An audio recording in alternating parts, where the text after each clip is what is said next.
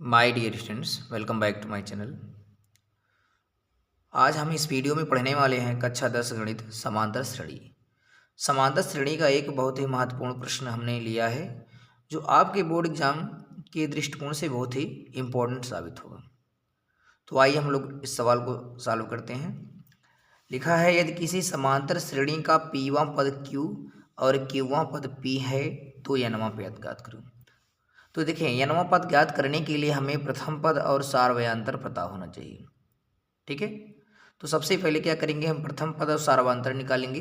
लेकिन यहाँ पे दिया पीवां पद, जैसे nवां पद होता है वैसे पीवां पद। तो हम लोग पढ़े हैं nवां पद का फार्मूला क्या होता है, an बराबर a plus n minus one into D.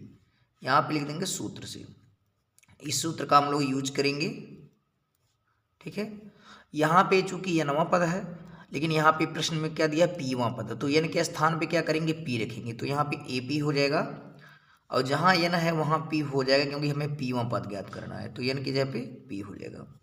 ठीक, लेकिन यहाँ पर जो पीवां पद है उसकी वैल्यू दे दिया है q, तो यहाँ पे AP को ही पीवां पद कहेंगे, उसका वैल्यू q दिया है, यहाँ q रखेंगे। बाकी सब ऐसे करेंगे a प्लस, अब चाहे तो इसका d का मल्टीपल करें, d का p में गुणा करेंगे तो pd हो जाएगा और d का 1 में तो d हो जाएगा। इसको हम लोग देंगे समीकरण 1। इसी प्रकार एक प्रक्रिया होगी, बढ़ाना है। यहाँ पे दिया क्यूवां पद, तो जैसे पीवां पद को आप p रखे n का मान, उसी तरह से क्यूवां पद को n का मान q रखेंगे। ठीक है, तो जो फार्मूला है आपका उसी फार्मूले पे हमें रखना है मान को, क्योंकि हमें क्यूवां पद रखना है। तो यहाँ पे हो जाएगा ए क्यू बराबर a प्लस, जहाँ n है वहाँ q हो जाएगा q minus one into D.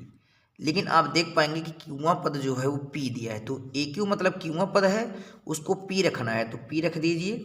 बाकी a प्लस, आप d का मल्टीपल करें जैसे इसमें किए हैं, d का q में गुणा करेंगे qd हो जाएगा और d करने d हो जाएगा। समीकरण नंबर 2। अब क्या करना है, समीकरण 1 समीकरण 2 को सॉल्व करेंगे। यहाँ पे हम प्रथम पद और सार्वयांतर ज्ञात करेंगे। तो लिखेंगे समीकरण 1 व 2 से, समीकरण 1 व 2 से हम दोनों समीकरण को उतारेंगे। तो क्या करेंगे, यहाँ पे ऊपर वाले में q बराबर लिखा है a plus P D minus D, ये समीकरण आपका 1 है। और 2 वाला उतार लीजिए नीचे, p बराबर a plus Q D minus D. दोनों समीकरण को हमने उतार दिया। अब हमें जोड़ना है या घटाना है, तो हमें क्या करना है, घटाना पड़ेगा, क्योंकि हमें काटना है इन दोनों को। जब देखिए, इसका विलोपन हो जाएगा, इसका विलोपन, सामान्य चिन्ह तो घटाना पड़ता है, तो घटाने के लिए चिन्ह परिवर्तन करना होता है। तो समीकरण 1 माइनस 2 लिखेंगे। समीकरण 1 में से 2 घटाने पर, जब समीकरण से 1 में से 2 घटाएंगे तो चिन्ह परिवर्तन होगा। तो हम लोग चिन्ह बदलेंगे, जहाँ पे माइनस है वहाँ प्लस हो जाएगा, जहाँ पे प्लस है वहाँ माइनस हो जाएगा, ए माइनस हो जाएगा, ए माइनस हो जाएगा। ठीक है, इस प्रकार से तो प्लस ए से माइनस ए कट जाएगा और माइनस डी से प्लस डी ए भी कट जाएगा। तो बचा क्या आपका, इधर बचा Q minus P, Q minus P बचा। इधर क्या बचा, P D minus Q D, P D minus Q D. आप देखेंगे डी कॉमन है तो इस तरह से लिख सकते हैं, q माइनस पी बराबर, p कॉमन ले लेंगे, सॉरी d कॉमन लेंगे तो यहाँ पे बच जाएगा p minus Q, p minus Q. यहाँ पे देखेंगे q माइनस पी है, यहाँ पे p माइनस क्यू है। यहाँ पे अगर हम माइनस कॉमन ले लेंगे तो दोनों एक जैसा हो जाएगा, q minus P, Q minus P. इस प्रकार से हम क्या करेंगे, यहाँ पर q माइनस पी रहने देंगे, यहाँ पे माइनस कॉमन लेंगे तो जैसे d के आगे माइनस हो जाएगा। जैसे ही माइनस कॉमन लेंगे तो p माइनस क्यू से q माइनस पी हो जाएगा, क्योंकि माइनस कॉमन लेने से चिन्ह बदल जाता है। जैसे p प्लस में है तो माइनस हो जाएगा और q प्लस है तो माइनस में हो जाएगा। ठीक है, तो माइनस वाला प्लस में आ जाता है, प्लस वाला माइनस में कॉमन लेने से। अब दोनों चूंकि एक जैसे हो गए तो q माइनस पी से q माइनस पी एक बार में कट गया और d बराबर आ गया माइनस डी बराबर 1, तो d बराबर आ जाएगा हमारा -1। ये हमारा निकल गया सार्वयांतर। लेकिन सार्वयांतर से काम नहीं चलेगा, हमें प्रथम पद भी निकालना होगा। तो प्रथम पद निकालने के लिए हमें कुछ काम करना होगा। क्या काम करना होगा, इस मान को समीकरण 1 या 2 में रखना पड़ेगा। यहाँ पे थोड़ा सा सॉल्व कर दे रहे हैं हम। देखिए, अब लिखेंगे d का मान समीकरण 1 में रखने पर, चूंकि अब d का मान समीकरण 1 में रखने पर, जब समीकरण 1 में रखेंगे तो हमें क्या मिल जाएगा, ए की वैल्यू निकल जाएगी, क्योंकि प्रथम पद भी जरूरी है।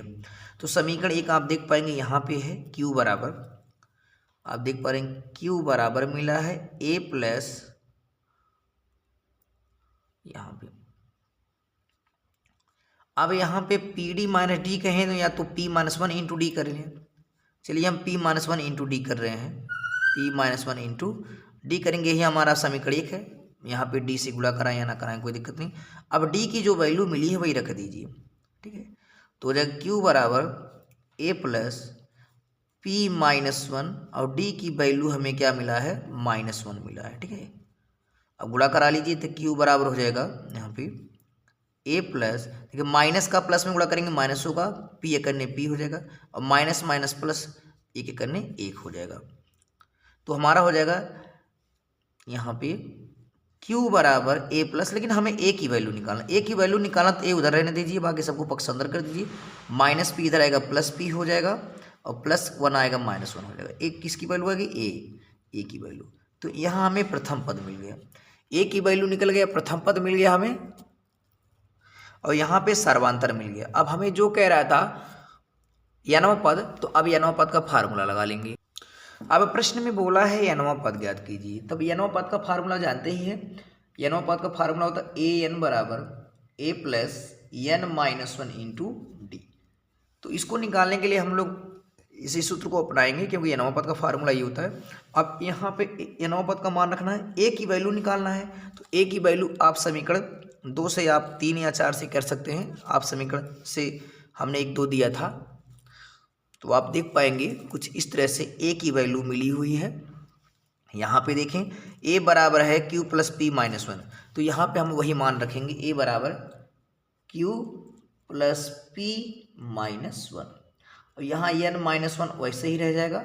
और d की वैल्यू आपको मिला है, यहाँ पे देख पाएंगे d बराबर -1 मिला हुआ है, तो यहाँ हम -1 लिखेंगे। अब मल्टीपल कर लीजिए, तो q plus P minus one वैसे ही रहेगा। अब माइनस का इसमें गुणा करें, देखें 1 में, तो क्या हो जाएगा, इसको -n हम कर सकते हैं। तो हमने क्या किया, a की वैल्यू यहाँ पे पुट कर लिए, a की वैल्यू ये है इतना, और प्लस n-1। अब -1 का गुणा इन दोनों में करेंगे, तो -1 का प्लस में गुणा करेंगे तो माइनस हो जाएगा। अब देख पाएंगे n एक करने n हो जाएगा, अब माइनस माइनस प्लस 1 करने 1 हो जाएगा। तो +1 से -1 कट गया, जो बचा वही आंसर हो जाएगा, q plus P minus n। यही n वां पद का मान निकल जाएगा जो आपसे पूछ रहा था। इस प्रकार से हमें क्या करना है, जैसे हमें n वां पद निकालना है तो प्रथम पद और सर्वांतर पता होना चाहिए। तो जो वैल्यू दिया गया है इसका हमने रख लिया, और यहाँ से हम लोग d और a की वैल्यू निकाला है। फिर वही n वां पद के फार्मूले में a और d की जगह पे उसको रख दिया है। इस प्रकार सॉल्व करेंगे तो आपका आंसर आ जाएगा। आई होप ये वीडियो आपको समझ में आया होगा। अगर ये वीडियो आपको समझ में आए तो उसको लाइक शेयर और कमेंट करें, और कमेंट के माध्यम से बताएं कि आपको ये वीडियो कैसा लगा, ताकि आपके लिए और अच्छे अच्छे वीडियो बनाते रहें। तब तक के लिए take care, thank you, good bye.